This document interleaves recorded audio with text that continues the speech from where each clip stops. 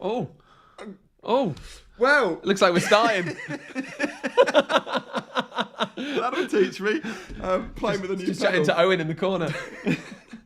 Well, hello everybody.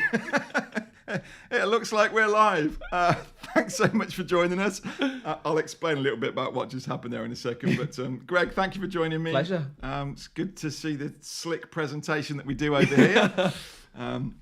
I've literally just got a new 𝗪𝗪𝗿𝗄 pedal down here that I'm just saying to Greg. Yeah, look, and I can. I was thinking cool. I was thinking the camera behind it would change. Oh, I see. Was what I was just planning on doing, but changed it. well, it's made Rach laugh anyway. So yeah, Paul's very true. This is so classic, isn't it? Welcome to live, and so at least the microphone was on. Show them what your foot pedal does then. So my foot pedal, yes. So we've got this nice little side angle there. Look at that.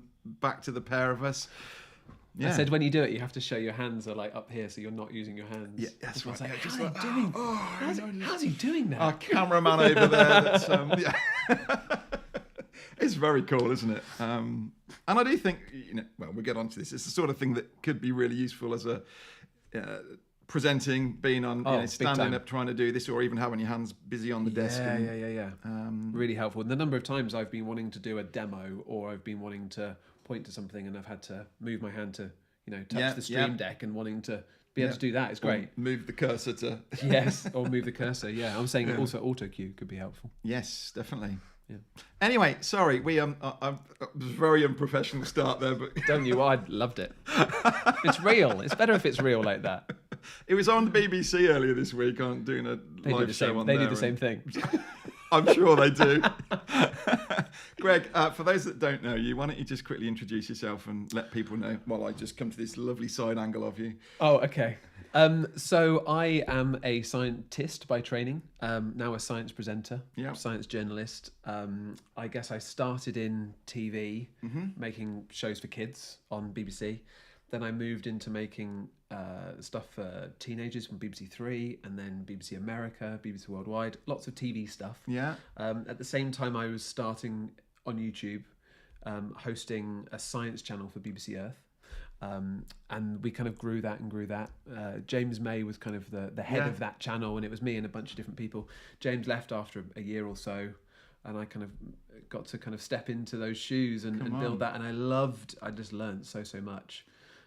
So what did you come into? How had the science and the TV bit mixed, or what was your education? That's science. Yeah. I mean, at university I did natural sciences. So had you anything on there? Had you done any film work, or is it just that you were enjoying the science? I was fancied being on. What happened? I was at uni and I saw that there were societies, groups that could go out and talk to people about science, and I thought that'd be nice. Yeah. So I went to science festivals. I was doing classic demos of a water rocket or making slime or something like that. Really enjoyed those days. Then found a group that did filmmaking. Yeah. And a radio show. Right. Which was music, and I then combined it and started making a science radio show and a science little films. Yeah. Really enjoyed all of that. Then I found there was a master's course, and there's quite a few of these now, but now at the time there weren't many, in science communication. Okay. So in the actual training you how to communicate science. Yeah.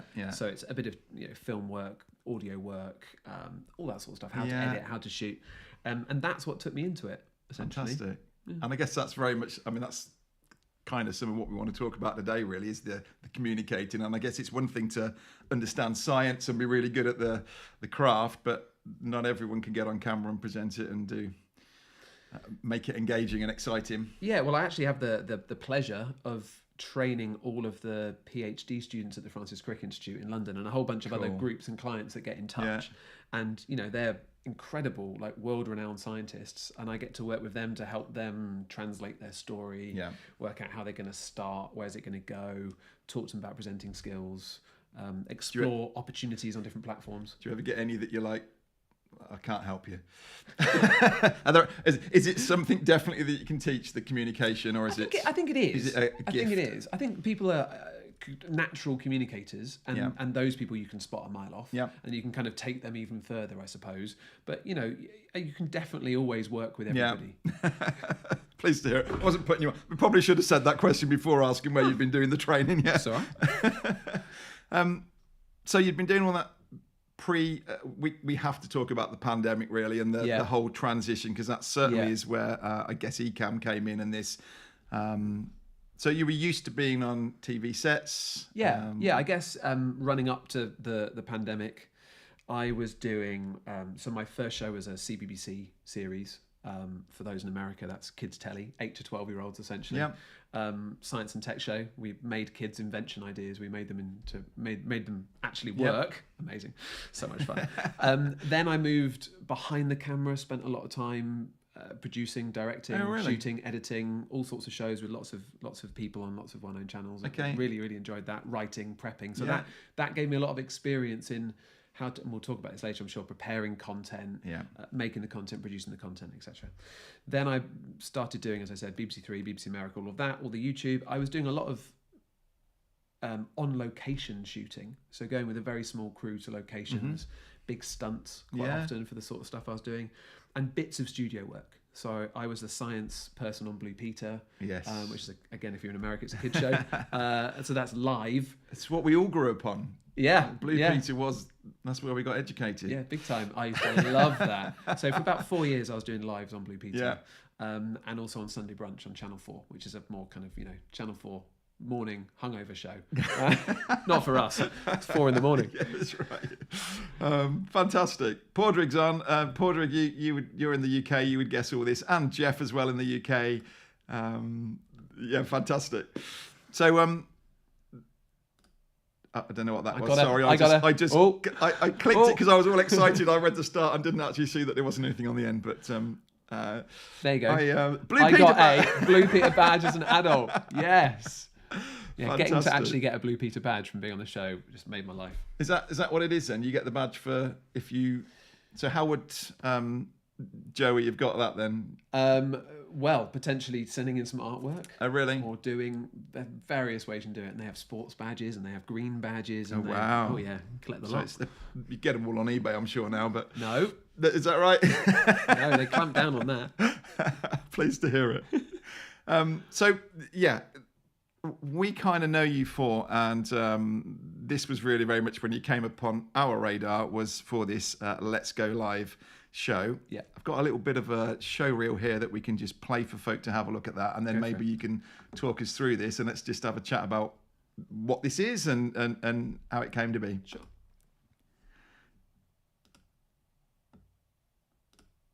Everyone, welcome to Let's Go Live. I'm Maddie. I'm Greg, and all together now, we are live! Thank you so much for being here to celebrate our first birthday. Oh, hang on. What was that? We started Let's Go Live exactly 1 year ago today, and here we are 82 live shows later. What a journey it has been. Go for it, Mads. Back to Oceans. Oh, there it is. That was How to Make a Poo live on the internet. Do you think the blizzard's over? Because I think we can take this lot outside and go play. It's pretty snowy out there. You go check. Okay, I'll check quickly. Okay, just bear with me. Okay. Stop. Something else we need to talk about. You see. Let's pause it. We could keep going through the show. Really. It's fantastic. I just think what a huge amount of fun that you're having there. Actually, before we talk about it, why don't we just quickly, because this could look like you're there. This is studio. You're on set there. I think it'd be quite fun. Shall we just have a quick look at the behind the scenes? Yeah. And then we'll have a look at this. We've just done our live show, and this morning it had 5 cameras, I think. There's Maddie. So I just thought I'd show you. Also, we've got a bit of a set going on now. We've been modifying the spare room studio a little bit. So we put in these really fun shelves, like steampunky shelves, and a little sofa, which is cool. But first things first, see those lights there and there? Yeah. Those can change. They're operated via this iPad here. So I think this is really interesting, and I know our audience will love sort of seeing the behind the scenes really of this. So, we've just showed, although I think if I cut between the two, that's going to start playing again. Yeah. We just showed there the set that you did. How many shows did you do then for this? 83. Wow. And this was, it wasn't really till I got in touch with you and we were doing work that suddenly we started speaking to our cousins or our nephews and nieces, and they were all like, Greg and Matt, and Rachel's brothers and that were going, we watch that every day. It's a fantastic show that you got there. That we realised actually how influential that was, and yeah, I think it was helpful from what we heard from a lot of parents. So basically, pandemic happened. We realised there would be a space that people would need some help with online education. Having had the background, both of us, in kids TV and in science, we thought let's just try this. And the initial plan was just going to be on a laptop, talking to a laptop, 10-minute lesson, done. Yep. Then I found this guy on YouTube, right, who was making videos about this thing called Ecamm, and I spent a whole weekend watching them, and it turns out he's quite good. And I managed to learn, Ecamm, and when we went live on Monday, we also knew various people who could do graphics and that sort of stuff. So we had opening titles, we had music, we had graphics, we had stings, we had and multi-camera. So we instantly had the 2-shot and a couple of singles. And then as we evolved, we started to have the top-down camera so we could do demos. We had side cameras so we could see things. We had bird cam that was looking out onto a bird feeder in the garden. I heard mention of that. I think that's on this video, right. actually. And things evolved and built from there. And it ended up being every day, Monday to Friday, live at 11. Yeah. And just kind of grew. That's incredible. And, we had a good number of families watching, about 8,000 families watching from all over the world. Which brings up loved it. A ton of questions that we could get into and have a look at. And also, I'm very keen as well, guys, that please ask away in here in the chat as well if you've got, whether it be about some of the tech things there or about the show that you've just seen Greg and Maddie were doing. Please ask away about that one as well. Did you find that transition very hard to come from?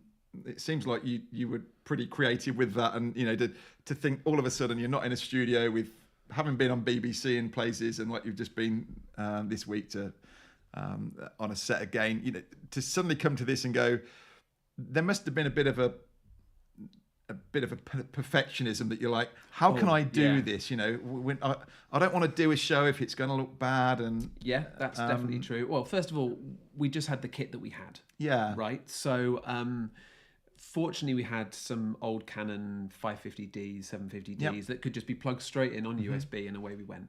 Didn't know about cam links, didn't know about 4K at that time, didn't have any of the lighting, just went for it. Yep. And the fact that Ecamm, even in that version, was super helpful to be able to do that in all your videos. Genuinely super helpful. Perfectionism, definitely. I'd spend quite a long time building the show every morning. Yep. We'd have a full script, a full running order. Well, not a script, but a full running order, bullet points. So we knew what was going to go where. All of the assets would be really clearly labelled. And I would, we'd get up early, I'd build the show, and then we'd run it for one rehearsal, and then we'd go. Now, I know what you mean. Potentially a studio shoot like Morning Live this week, not hundreds, but dozens of people. Everyone's got one set role. They're focused on that one thing. It's just the two of us developing, writing, making all the props, doing all the graphics, doing everything, making VTs in the afternoon, making little videos to play in. So it was intense. I wouldn't change it for the world. It was an incredible thing to have done and to have helped people. But there was definitely perfectionism. And yes, but having worn various hats, production hats, it meant that I felt ready to kind of step in and, as a team, kind of make a show two people. Yeah, I wonder if folk would, that maybe have like a science background, or they've got experience and they've got a real knowledge there, but would think, I wouldn't know where to start with this. And you don't need to start where don't need to jump right in at the deep end. But there would be then a sense of looking, going, I don't like how I look. I'm used to being. I mean, that's definitely always a tension that I'm sure is always people feel that when you watch yourself back, or you'll hear your voice back for the first time you've recorded it, and you think, that's not me. That looks weird.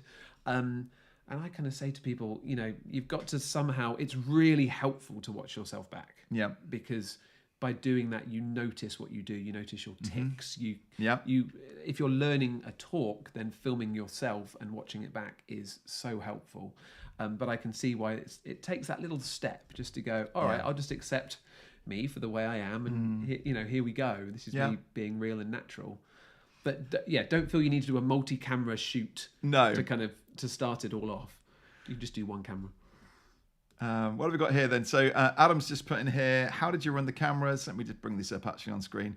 How did you run the cameras? Were scene switches automatically or was one of you queuing the changes between cameras? I was basically being a vision mixer whilst doing the show. So I would queue everything off the Stream Deck. And that's why I'd kind of build everything. Now, actually, we didn't have a Stream Deck at the start. Oh, really? A nice listener sent it, a nice viewer sent it over and said, hey, have this as a present. Is that Thanks just so because much. you hadn't seen it and didn't know it existed? Didn't know it existed. No. Didn't know it existed. So I was doing everything with the Command 1, Command 2, Command 3. Yeah. When we've talked about this, you and I and Owen use Ecamm quite differently. Yes. So I would essentially have master scenes. I know that you like to do kind of progressive scenes for that everything. you work through chronologically. I would have the 2-shot. I would have the side, the down, and just those scenes. And then I would have all of my assets, and I could queue individually all of my assets. Okay.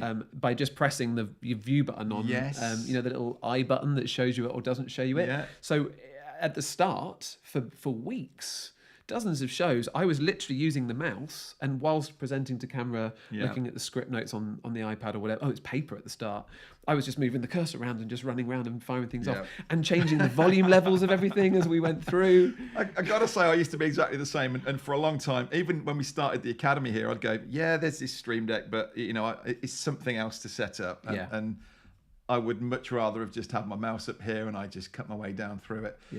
Now I couldn't do without it, and I think it's a fantastic bit of kit to add into this. But I would say, it costs money.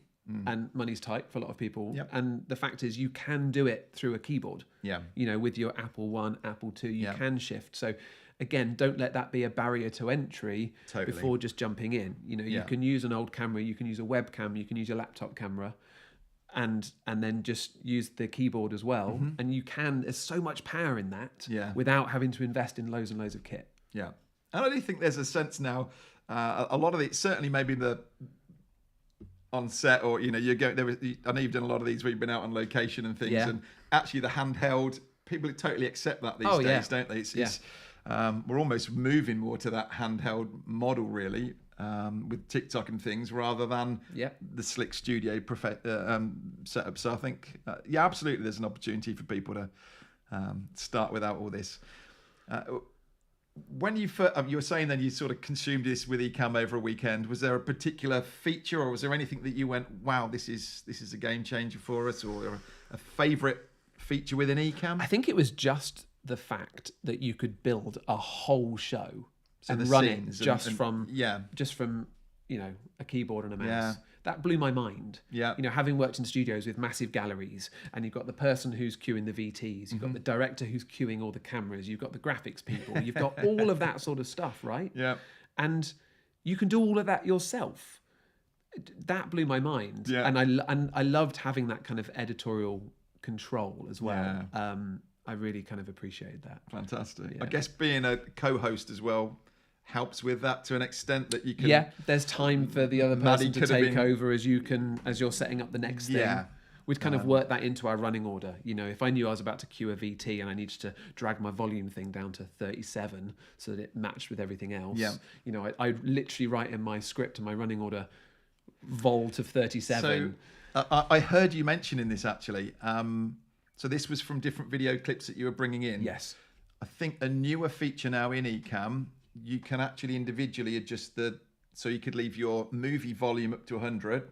And every scene or every video that you bring is in, loaded you can individually adjust the volume on them. Great. Because we've had that with folk that maybe you're bringing in, whether that's a online virtual summit or something like that, and you've brought in some pre-recorded videos and everyone's speaking at a slightly different volume, we can now actually come into those videos and just adjust them inside of it. Because I found you could do that with Stream Deck. So then when I was building up pages of pages for the show, right, I saw a question come in. It says, how long does it take you I just see this with Valerie to prep your show? And how's it gone, this one? Okay, so it's a tricky question, that. So essentially we were doing, and I wouldn't necessarily encourage this, it was about 17 hours each day. We'd get up at kind of 6:30, 7 breakfast, get camera ready. I'd then build the show during that process, which was pulling in all the assets. I saw a question pop up which said, what are these assets you're talking about? So Okay. Those to me are the likes of each image that would come up. So there'd be like a full screen image, or every sound effect, every video, all those different bits that go in. Those would be the assets. They'd be really clearly labelled as well, so that if in the fly of the live show with all sorts of stuff happening, I could go, 1A, blah, blah, blah, 1B, blah, put them in. Yeah. I would build that. That would take me about an hour probably to build the show. And normally there'd be something missing, so I'd need to rip another video or do some conversion. 300 miles an hour doing that.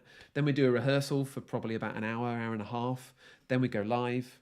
Straight after live, you do some social media, try to grab some lunch, and then you'd be straight into writing, preparing, building props, prepping assets, shooting VTs until midnight.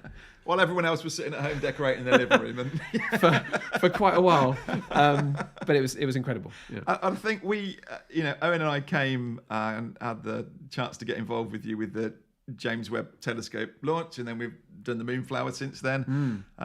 One thing that I would just let folk know about you is, the detail and the planning that has gone into that.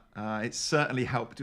We've taken a lot of that away, really, and gone, okay, this is how, and color coding things. And I know you've had a run of show really there, and there are little, you'd have coloured area, little highlighted areas at different things to come on. We would do the same. We haven't done today, but if I were running this as a live script, really, we'd color code that to say, right, I know that my scenes, and on the stream deck as well, color coding buttons. Nice. So that you can do that. So I know that a scene change is one color and overlays are another color, for instance. We should explain the James Webb Space Telescope launch that you mentioned. So I was approached by a bunch of different people, essentially UK's NASA, to do a potential thing around the launch of the Webb. And I thought that'd be great. And I pushed them to do it live. I thought, let's do it live as a run up. You go T-minus say 2 or 3 hours or something up into the live, do it for families because they had to stream for adults. And the thing got pushed back a lot, so we ended up sticking with the same date, didn't we? And I thought, I need some people who I can trust, who get this, and I actually chatted to the team at Ecamm. It was Katie, I think. At Katie, thanks, Katie. And she said, how about Adrian? And my jaw dropped. I was like, you mean the Adrian? You assumed I was... Well, I thought you were in the States, And she said, it's actually just down the road. And I was like, well, I've watched all of his videos. That would be great. So Adrian and Owen came along and essentially turned this satellite testing area at 𝗟𝗄 Space in Oxfordshire into a live studio. It was amazing. And we went live and with loads of guests from all over the UK, all over the world, and that's where you saw the complexity of these. Yeah, absolutely. Scripts. The pulling it together, the rehearsing it, the dry runs through, and things that a lot of us doing this, we wouldn't even think to kind of done a rehearsal through. And I say this to folk, we're doing a live stream or we're doing a webinar or something, to actually, we jump in between scenes here.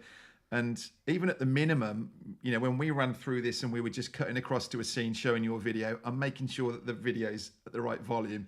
We get into another one where we're playing the intro music. I'm making sure that that's level. And even just those bits that you're running through and rehearsing, I'm encouraging this all the time to just do a quick record only, play it back and have a listen to it. I think it's really important to get this, that preparation and get it all sorted beforehand. Hugely important. It's been fantastic to watch.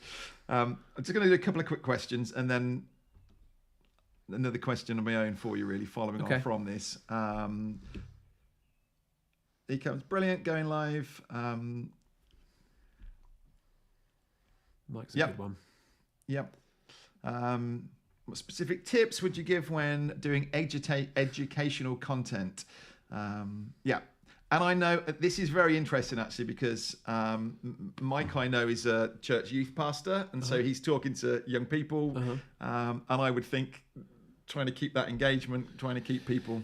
Mike, where do I start? How long's the stream? 5 hours? Okay, so we could talk about how to break down complicated ideas so that they're understandable, and how to plot a path through them, and think about your kind of audience route what are they learning at what stage, how do you stack knowledge, Okay. at what point do you need to go back to and start at, so that all your audience are at that kind of base level. We could talk about that. We could talk about what you could use in terms of the assets. So what imagery, what videos, do they stand alone? Are you doing live voiceover over them? What's pre-prepped? That sort of thing. In terms of visualization, use what you've got. So top-down camera and side cameras to demos, hugely useful. Mm-hmm. You know, again, we'd do everything from a giant thing of water to show hot and cold convection currents moving around the planet. I get quite nerdy. I love that. It's super interesting. Through to, you know, making little things on the desk that the kids then do themselves. So I think it's about using that power of being able to switch the cameras so easily in Ecamm to really bring that sort of stuff alive. So where do you start with this? You know, you've got an idea, give me a topic. You know, what kind of thing? If you were starting out, you saw a clip this of is what we want to teach. You saw a clip of the 𝗚 video, which was one of our most successful episodes, of course. I'm just thinking with something like this, you've got this idea, or maybe in Mike's case, you know, there's a topic or a theme that he's got for this week that he needs to do. Where do you start? Do you start putting this down on paper first, and then do the props and things like this that you're talking about come in? Well, with Let's Go Live, it was kind of like, what do we have, and what can we make in the middle of a pandemic? But where were the initial sort of themes and topics? We would just come up with a theme for the week. And literally on Friday morning before the show, we come up with a theme for the next week. So we could announce it on the show. So it wasn't particularly a pattern that was later on program or anything. Oh gosh, no. Later on, we started to get sponsors. So like the Met Office sponsored some weather episodes. National Grid sponsored some electricity episodes, which was great because we did, I think it was like 55 shows with no revenue model essentially, because we were making them made for kids on YouTube, which means there was no rev coming back from it. Of course. So starting to get a few sponsors towards the end was helpful. There was a Patreon that really supported us. But say you take a topic like digestion. We were like, okay, how are we going to do digestion? And the way we did it was we had a bear that we would stick mini versions of the organs on in the right order. Close-up camera, blah. It's a character. The kids then got to name it live during the show. And you're showing that on a close-up camera. Was this yours or Maddie's teddy that you had to use? I think it was Maddie's teddy from a TV show that she'd done. Dave, he became a real big part of the show. I'm conscious that you're sitting locked at home, you know, what have we got here? I'm just wondering which teddy it was. But but I think that started as a cardboard model that we made so it would fit underneath, like a little body that would fit underneath my chin, that we stuck it on. We revealed Dave. So that allowed us to slowly go through the whole thing in order, explaining it all as you go, then sitting on a teddy. We got sent hundreds of digestive Dave teddy bears, photos of them afterwards. So many kids, and having that was so important for the identity of the show. To go back to Blue Peter, you know, in the old days of kids telly, having the gallery wall of what the audience were watching was a big part of it, and that's what we did. You see it much less on TV these days, but every show would start with UGC, user generated content, of groups of kids and the demos they'd done from the previous day's show. So we were getting like 500 emails over a weekend of videos and photos and all of that.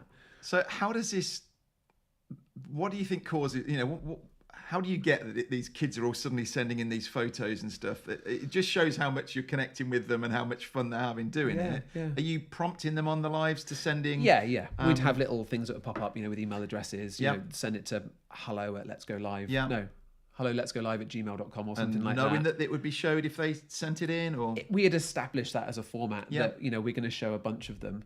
We actually got to the point where probably a few weeks in, where we were just getting too many, and we actually had to bring on a researcher remotely who could handle the emails, pull those assets together for us and send them over. I just think what a level from kids sitting in a classroom, you know, just waiting for the end of the day, to actually being at this level that they're not only watching it and enjoying it, but they're actively sort of getting Yeah, involved. it was amazing. And when the pandemic started to lift, key worker kids in schools, and then everyone back in schools, they were still watching Let's Go Live. Yeah, and it was just so incredible. The schools in Japan and China and California sending us videos and photos and stuff meant a lot. Yeah, yeah, it was very cool. So there must be a lot in that with how you're communicating this, how you're making the whole thing fun. The fun thing's always tricky because there are two areas of tension, I think, with communicating science especially. One is dumbing down, where people feel that you simplify the complexity to a point of inaccuracy. That's the concern, right? And then the second thing is being too kiddie. Yes. So when I've made animations on YouTube, my company does a lot of that sort of thing, explaining science ideas, complicated science ideas. We make videos for TED Ed and people like that.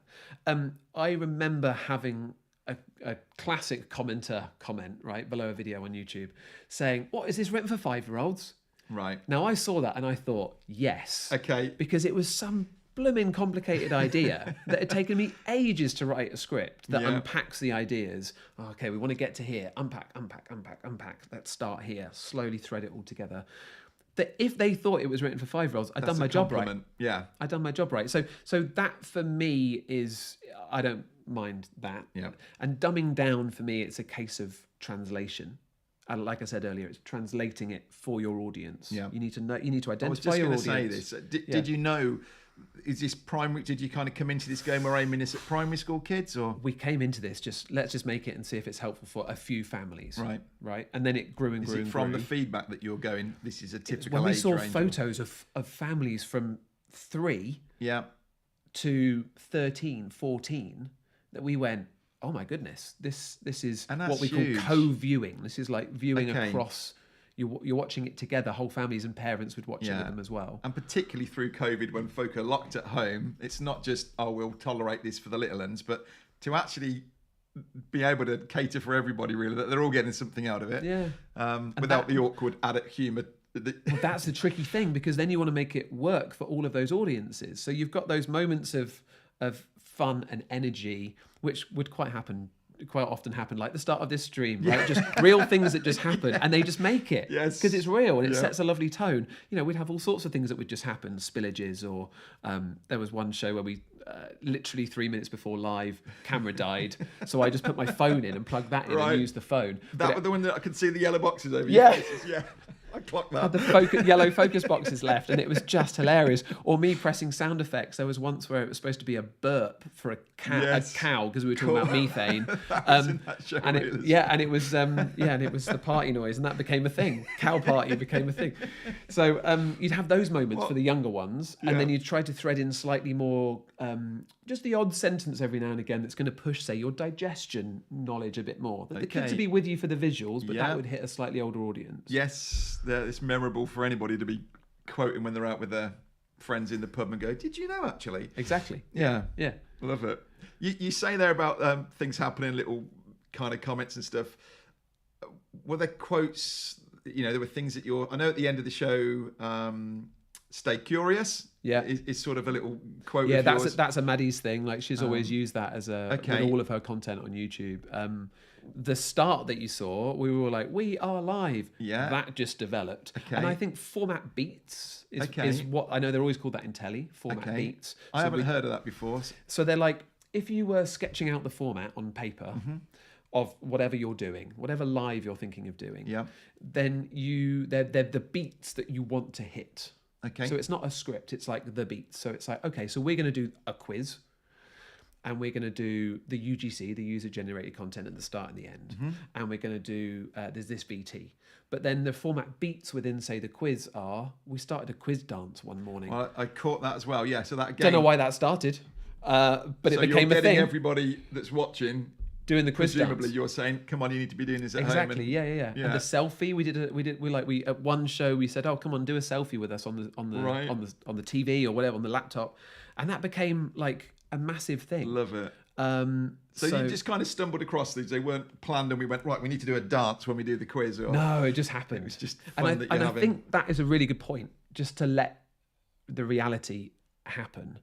in these things. We're saying about the importance of planning, and it's super important, and the importance of rehearsal, super important. I've got friends who are comedians, they do shows on stage, and I go to watch them, they're like, oh, that thing happened tonight, wasn't that great?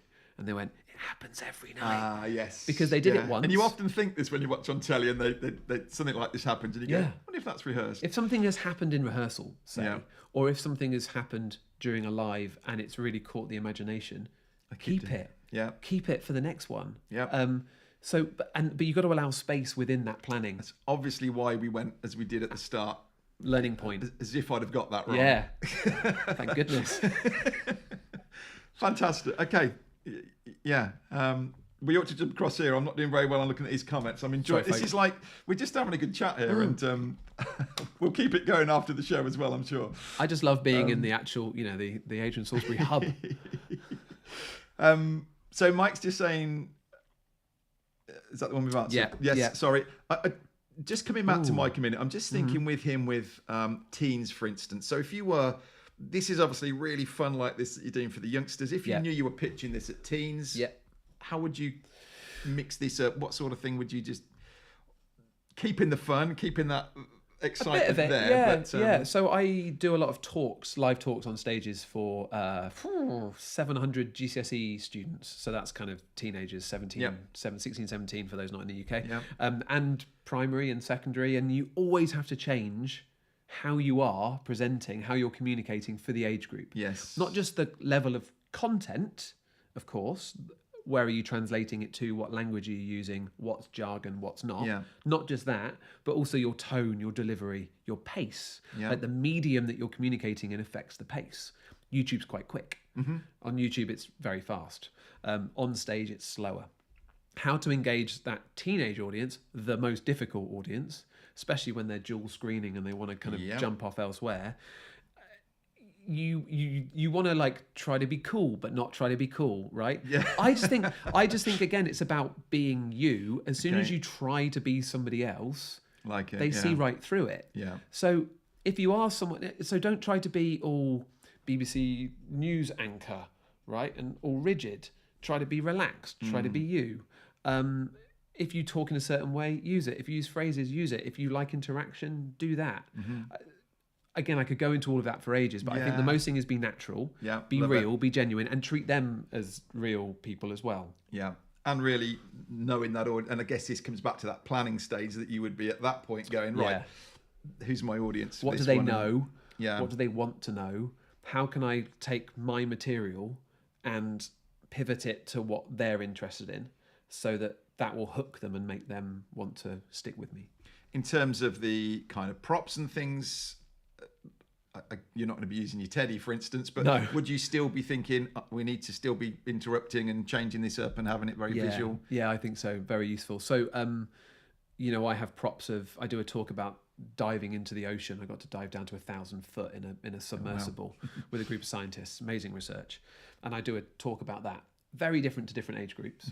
But I've got a little Lego's universal any age group. I've got a little Lego submersible that lets me explain ballast tanks and buoyancy. I can put it in some water and we can look at how filling them with water makes it sink, filling it with air rises it back up again. And I think little demos, they say a picture paints 1,000 words. So how many words does a demo? Demo.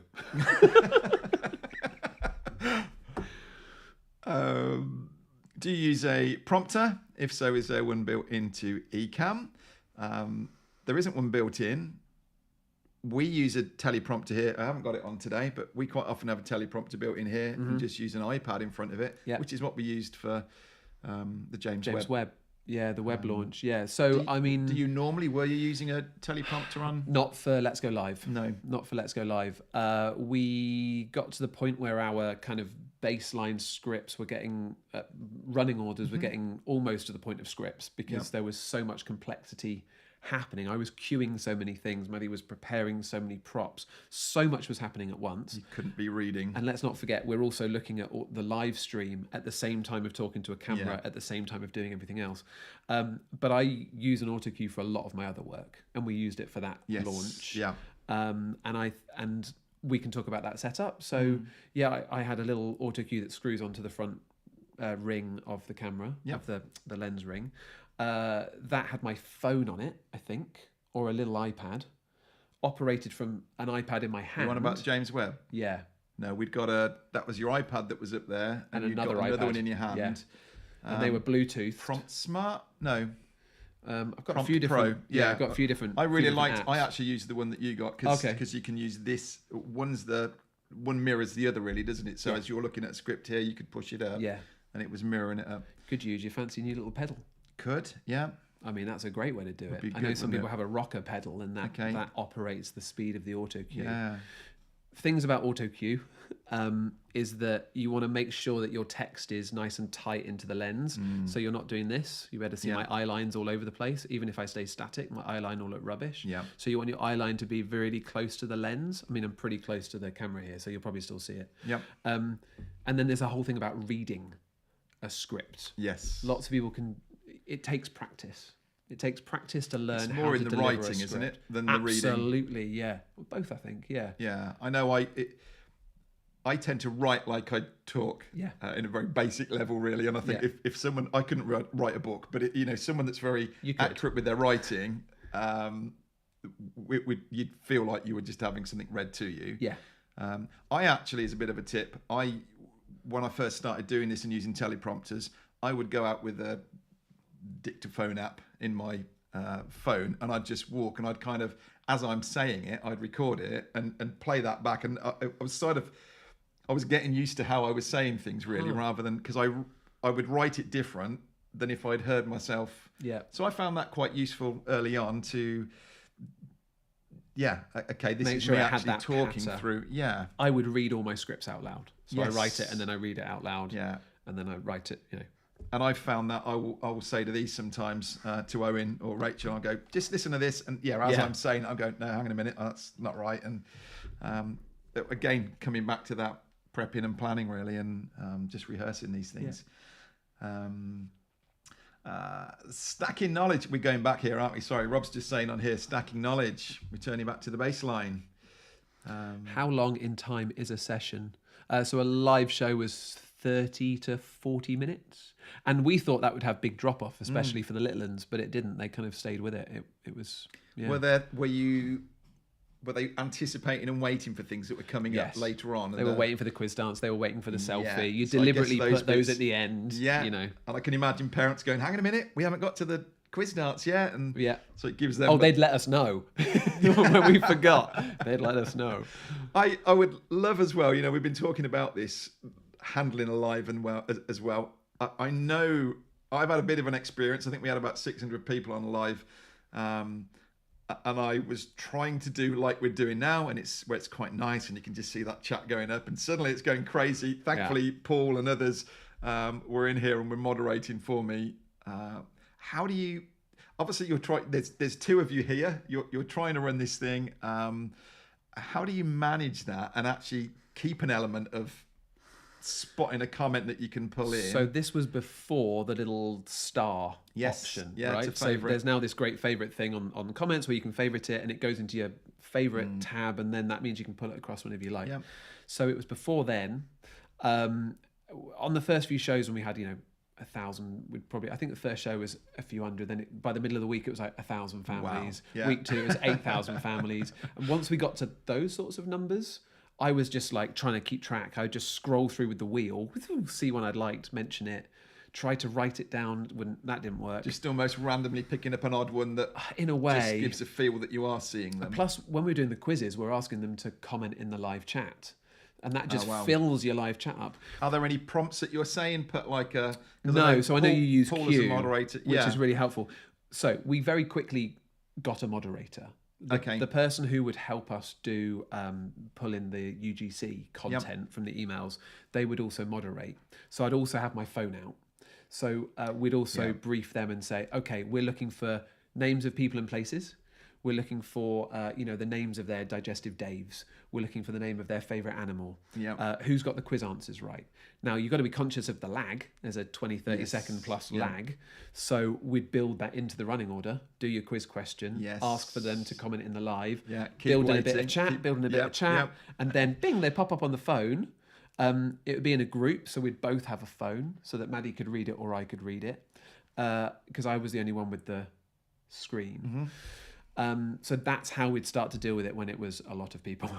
I actually took that. So this was in the Ecamm challenge that we ran start of January, where we had this huge audience day one that are in there, and I just read, and we'd got moderators in there, about 4 moderators in the group that were answering as they're doing now, if there's a question in there that's being answered back. But I was then picking up one that maybe had happened a few minutes ago and hadn't realized that one of the moderators had answered it. And so we actually did, I said I'd seen this done with you really, that I said we just put a Google Doc that I'd got on my screen here, and I'm saying to the moderators, you answer what you can. If it's just something that's there, if you think it's easier for me to bring it on or would be good content, pop it there. And so I would literally just got this feed of, a nice steady flow of ones that they felt. Yeah, I like that. So that worked really well. But I'd said, that again was from experience really of seeing you doing that and knowing that you'd got that WhatsApp chat in front of you there that those were coming through on. And then also I'd say I'd have systems. I love systems. I'd have a system where it'd be like, when I've said a comment, delete it. Okay. So the WhatsApp chat would always be kind of changing and deleting. If something's been updated, delete it. So that because when you're live and you're juggling screens and cameras and everything, you just need to quickly be able to, like, you're keeping your eyes to the camera. You just boom. You want to be able to, oh, hey, to so and so and so and so and so and so. Well, I found that with a Google Doc at the side that was in, and again, I picked up on this the first day we did it. I went, I need that in a bigger font. But I could instantly see that something at the corner of my eye had just appeared, and like you say, deleted once it was answered. And it also meant actually that Owen, who's sitting the other side of the room here, could kind of highlight something or tell me that something's wrong. So I actually got quite used to that and think we may well bring that up again in the academy when we run it, to have something there as a document. Separate, as like a sense checker, and someone who can communicate with you live. Yeah, it's really helpful. The other thing we've talked, because again this happens in the academy, which we'll come on to in a minute actually. We should have plugged that. You should do that. You should do that if you haven't. That would be a good timing for that, wouldn't it? Yeah, it would. In the academy, quite often we're doing this, and again I'm handling this live chat that's going on, and exactly what I just said, sometimes I'm going, oh, that's a really good question, Valerie, and then Owen's just answered it. So if I look across or he's in my eye line, he can give me a thumbs up to say that one's done, But we did actually say about having a little light on the wall over there that, again, from his stream deck, could be just tell me, done that one, move Message on. from Owen. Yeah. We should say again, though, that we don't want, like, we're talking about, this level of Ecamm use and live stream. You can obviously go much higher, but don't feel like you need to come in at that. No, totally. As you'll get into the academy, like that, what I love about the academy and all your resources is that you can make it look incredible with not much work. Yeah. And you can put all these different bits in place with not that much work. Yeah. But don't let that be a barrier to entry again. Totally. You can just go live and start building a community in a simpler form. Yeah. I feel one of the keys to it really is about that preparation. Yeah. Okay, what do I want to bring on? Let's get it ready in advance. Let's create scenes or have overlays ready. You can get away with a lot if you've planned it out in advance. Yeah. And again, you don't need stream decks and things. But I know a lot of these guys are just itching to tell me a toy that I can go out and buy. We should talk about the aren't you, Valerie? We should talk about Mystery of the Moonflower, which was because I enjoyed working with these two geniuses on the web launch. The Botanic Gardens in Cambridge got in touch and said, would you like to do a live kind of crystal maze treasure hunt style challenge Annika thing? So I got on the phone to you and we were like, it sounds fun. So we ended up, it was a year ago. Was it It really? was a year ago this week. Oh, wow. Yeah. It came up on my phone. And what happened was you were on it was originally going to be a full spec camera, wasn't it? Yeah. We've got HDMI wireless transmitter receiver. Yeah. I was going to be in the office, kind of garden room with Owen as kind of HQ. And you were filming Maddie roving around all these different glass houses from kind of desert to water to wherever. Incredible. Solving clues, finding puzzles. It was so good. Like props, getting the kids to, what colour order should I use this lock? Where should we go next on the map? The assets for that were like full screen map, zoomed in map, sound effects. That was fun. When she walked a certain place through the rainforest biome and you were with her, a sound would start playing. That was us cueing it from the room, right? Yeah. So if you'd like to watch something ambitious that we were all really proud of, I think, But we ended up shooting it on my phone. Yeah, we did. which I've never quite got over yet, We ran out of time, mate. We were there the day before setting the whole thing up. Yeah, just went, we're just going to have to use our phones. Can you put a link to that in the chat, Owen? Yeah, that'd be really good. Some of you might enjoy that. You did a cracking job. I still would like to nail that one. Yeah, and that get the tech whole setup. hiring some proper camera equipment, but never mind. Like the live views or something like that. Adam says, yes, systems are key. Do you batch content for the week over the previous weekend? To be honest, Adam, it was just keeping day to day was essentially the idea. Even VTs were shot. We had to start using a remote editor for VTs because we were just running out of time. Really? Yeah. And again, this was, only because it kind of built to that level. We were initially cutting all the stuff ourselves. But no, it was just kind of survive to the next day. Well, that's quite fitting actually to Valerie's question there. Did you ever get burned out from having to keep up with the schedule? Yep. I think from and Valerie is a singer, performer. I've seen Valerie's work. Yes. Yeah. So you're amazing. Valerie gets this. And bless her, she messaged me the other day actually and said, you got a busy couple of weeks coming up with the academy. Make sure you don't get burned out, stay hydrated and things, bless her. Any tips on that? Because that's some silly hours that you're doing there with that. And do you get now, to a point where you're going, I can't be bothered to show up today? How do you kind of... I mean, this is such an important question. So my job now, we haven't talked about post. No, we haven't. No. But, so much for this might only be half an hour. Yeah. Sorry, guys. my job now is I've got a weekly radio show on Radio 4, BBC Radio 4, that also goes out as a podcast. Yeah. And that is we're making them weekly, and that's a big job. Yeah. And a lot of research and things going into that behind the scenes. So much work, yeah. And it's just me and a producer each week. We've now got someone else helping research some stuff. And that was 45 hours a week when I started it, for me. Yeah. Not normally the case for a presenter, but it's kind of my baby, so I wanted to build it with them and really get involved. And, burnout is always looming for that. And I think it's just a case of just going, okay, does it need to be perfect? I'm a real perfectionist. Does it need to be perfect? Will 90% be enough? Yeah. Or 80, 70? Where are my biggest gains going to come from from bits of the job? What can I delegate to other people? And carving out time. So when we were doing Let's Go Live, we would always watch an episode of Breaking Bad in the evening, right, with dinner. Yeah. So you knew you got that break of an hour. Yeah. And then get to bed. Fittingly, a science show. Yeah. Oh dear, good point. It works. It's some of the quote. So Valerie raised such an important point, and I think it's about trying to build in. So for me now, it's exercise. So I build in my 1 hour kind of exercise bit in my schedule, and I try not to work too late. And it's just building in again systems so that you can manage stuff. Yeah, getting people to help. Yes, we've talked about this over a beer or two. You can't just be a complete micromanager yourself. That's me. That's what I was kind of telling you. And I've learned to delegate and to be less, try to aim less for perfection. Yeah. Gosh, it got deep. No, that's fantastic, and I love that. And I think it's very real. And actually, I not only from the day to day, but actually, you can get to a point where you're going, I don't want to do this anymore. Yeah. And it's horrible to get to that. And I know of folk that have, and that really have to go, I've got to take 6 months away to, and you see YouTubers all the time that are going, I can't do this anymore. Oh, absolutely. I've got a lot of mates who are YouTubers, and that's the case. And fortunately, people are being more open about it now. Yes. The whole daily vlog has kind of backed off. Yeah. People are talking about their mental health. I think it all goes back to your why. Like, as well as knowing your who, your audience, there's also your why.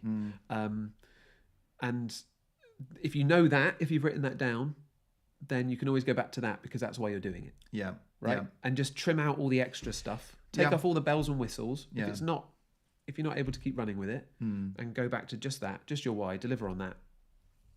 Be kind to yourself. Fantastic. I think that's important. Good shout. Thank you. I should say, Oh gosh, there are loads more questions. Look at this. Oh, no, nice we're all one. good. Yeah. Oh, cheers, Owen. He's good even old put Owen. the podcast in there. He has. What a man he is. Which Am I breaking all mystery by saying he's sat over there? We should have had the camera on Owen. Yeah. That was actually the reason why we sat you that side instead of this side, because if we'd have done this side then you would have had there, the shot on. there'd have been Owen over there sitting over my shoulder, working in the background, I see. would have given it all away. If people are interested in educational stuff, I have a YouTube playlist. It's another one for you to find, mate. Let's just keep randomly picking out. Which is all about how to communicate science, essentially, how to translate your science story. Fantastic. So it goes through the why, the who, the identify the audience, what platform, all that sort of stuff. Amazing. And tips for interviews and that sort of bits and pieces. So if that would be helpful, then have a look. That would be. Thank you, Owen. He's busy over there. Okay, where are you at now? We'll bring this to a head. Crikey, it's 5 to 6. It is. I know. We've got a restaurant to go to. We we haven't got anything booked, but don't worry, we're joking. What was I going to say? What are you up to now then? So you've mentioned you're doing the podcast and things. We've known you through, what you did with this show and things. A very small percentage of people knew me and us through the show and other bits and pieces. But what am I doing now? The weekly radio show is kind of the biggest thing. I have a company called Science Media Studio that makes animations, that runs science communication training.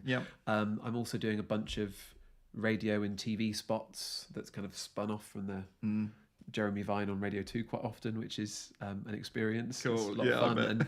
And Morning Live and other bits and pieces like that. So just juggling all those various bits and then also trying to do, have my own things outside of work. Yeah. So I was going to say, are there any projects in the pipeline? But I think that's more for over the pint later. Yeah. We'll pull him in on that. Well, I think this has been fantastic. I really just obviously we brought Greg on very much. We're in the run up now to our Ecamm Live Academy. And I just, when I was thinking through how do we kind of tease into our academy? How do we say about, I wanted to bring on people that are using Ecamm or have used Ecamm in a very powerful way and how it's had a big influence. So as Greg is saying here, everything really that he's learnt about Ecamm has been through the videos and things that we've done.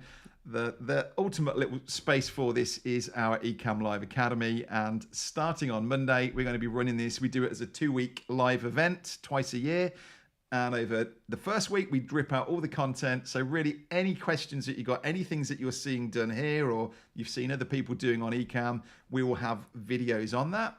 And it just creates this lovely space. You've been in it.